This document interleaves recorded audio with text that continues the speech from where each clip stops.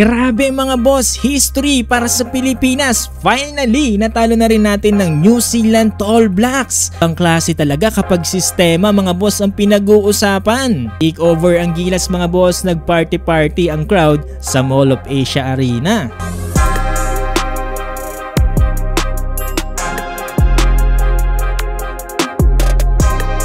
Imagine mga boss, sa 4 na beses nagarap ang Gilas Pilipinas sa All Blacks, hindi pa tayo nanalo ng kahit isang beses. Naman simulan na kaagad natin ang first quarter. Well dito mga boss, nanguna dito si Kai Sotto na kung saan nakapagtala ng 6 points, shooting 2 out of 3 from the field with 3 rebounds na sinusundan dito ni Justin Brownlee with 4 points, 4 rebounds and 2 assists. Tapos ang first quarter mga boss, 20-22 lamang lang ng 2 points dito ang New Zealand. Tingnan second quarter mga boss, dito na tayo unti-unting naramdaman.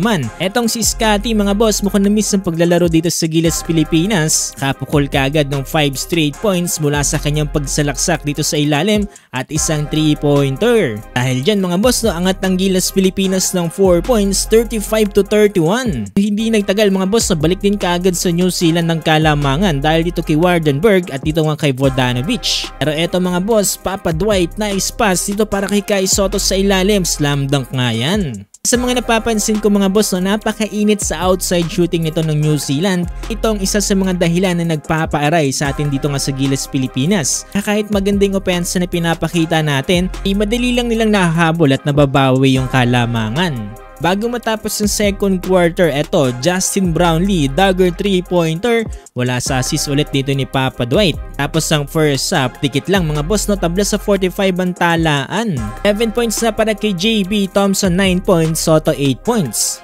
Ito third quarter mga boss, unti-unti na nagkakaroon ng kumpiyansa ang Gilas Pilipinas. Ito pambungad na kagad si Papa Dwight, pull up 3. Grabe din yung twin tower dito ni Coach Tim Cone mga boss na si Junmar Fajardo at Kai Sotto. Kahit matatangkad na yung mga New Zealand players mga boss, parang nanliliit dito sa dalawang to. Mahan pa ni Justin Brownlee mga boss, pinagsasalaksakan sa ilalim ang New Zealand. Suwabing-suwabe din yung mga tres dito ni Scotty Thompson at eto mga boss, nakatikim kay Kai Sotto ang kanyang former teammate na si Harris dito sa ilalim.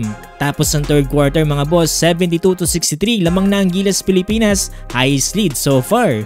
Fourth quarter mga boss, eto nagpatuloy yung takeover dito ng Gilas Pilipinas. Ayaw paawat mga boss si Justin Brownlee, unti-unti nang umiinit. Dahil ng depensa na pinapakita ng Gilas Pilipinas mga boss na pro-frustrate na ang mga taga New Zealand players. Ganda ng team effort mga boss, ito talaga ang sistema na sinasabi. Last minute ng fourth quarter mga boss, grabe takeover dito si Chris Newsome, nag-party-party na ang crowd dito nga sa Mall of Asia Arena. Uli mga boss, tinapos na ng Gilas Pilipinas ang sumpa, tinalo nga ang New Zealand All Blacks, grabe mga boss.